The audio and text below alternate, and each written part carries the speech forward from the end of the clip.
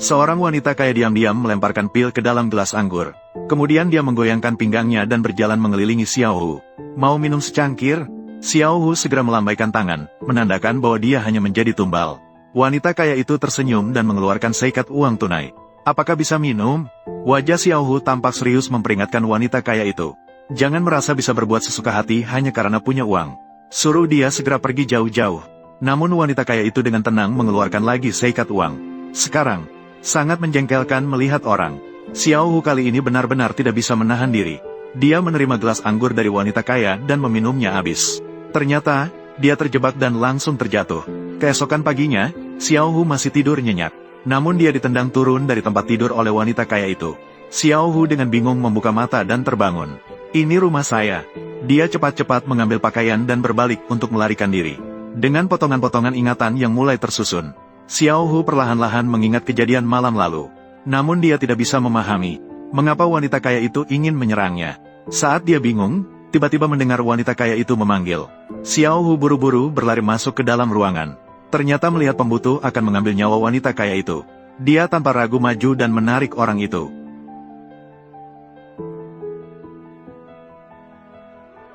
Xiao Hu sedang ingin memanfaatkan keadaan untuk mengejar. Namun, wanita kaya itu segera mengingatkan untuk berhati-hati. Xiao Hu baru menyadari luka di lehernya. Segera bertanya kepada wanita kaya itu siapa yang telah dia suketi.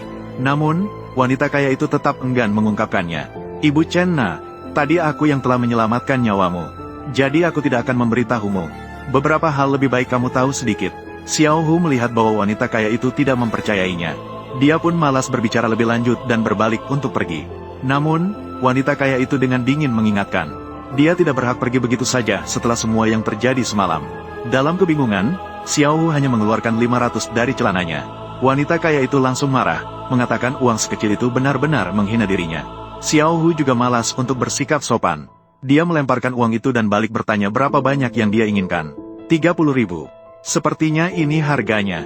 5.000 per bulan, dan kamu meminta 30.000. Apakah kamu emas atau perak? Jika tidak bisa memberi, aku akan membantumu memikirkan cara. Akhirnya, wanita kaya itu menunjukkan belangnya. Dia mengajukan agar Xiao Hu menjadi pengawalnya selama 3 bulan. Melihat wajah Xiao Hu yang muram dan penuh kemarahan, wanita kaya itu segera mengeluarkan ponselnya untuk melapor.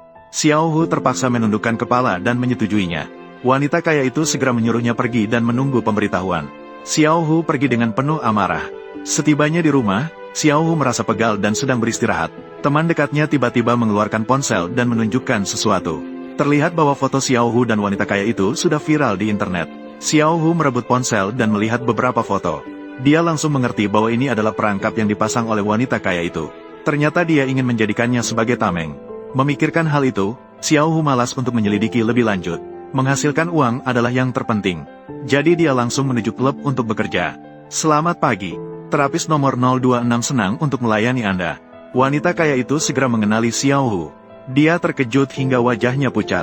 Dia buru-buru mengatakan bahwa dia tidak mau melanjutkan dan ingin pergi. Namun Xiao Hu menekan tangannya dan tidak membiarkannya pergi. Teman dekat di sampingnya terkesima melihat situasi itu. Saat itu, Xiao Hu baru menyadari keberadaannya. Ini adalah sahabat baik saya, Lin Ruoqi. Xiao Hu segera meminta dia untuk menjauh.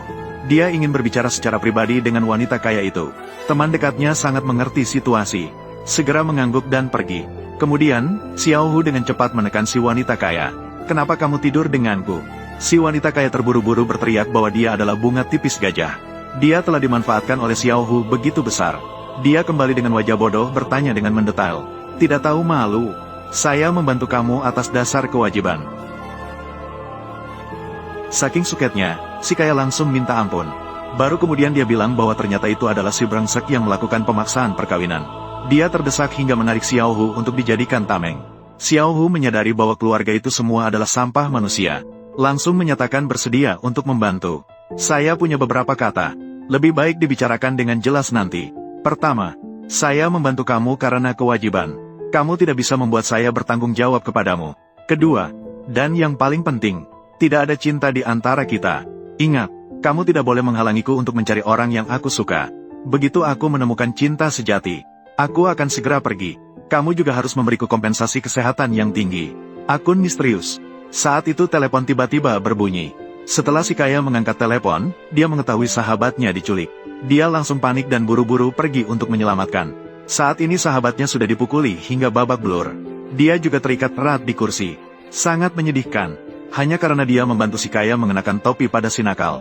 Para preman mengoncomakan menangkap kedua orang itu dan membawanya kembali. Jika berhasil menyerahkan kepada si nakal, mereka akan mendapatkan perhatian. Saat itu si kaya masuk dengan marah.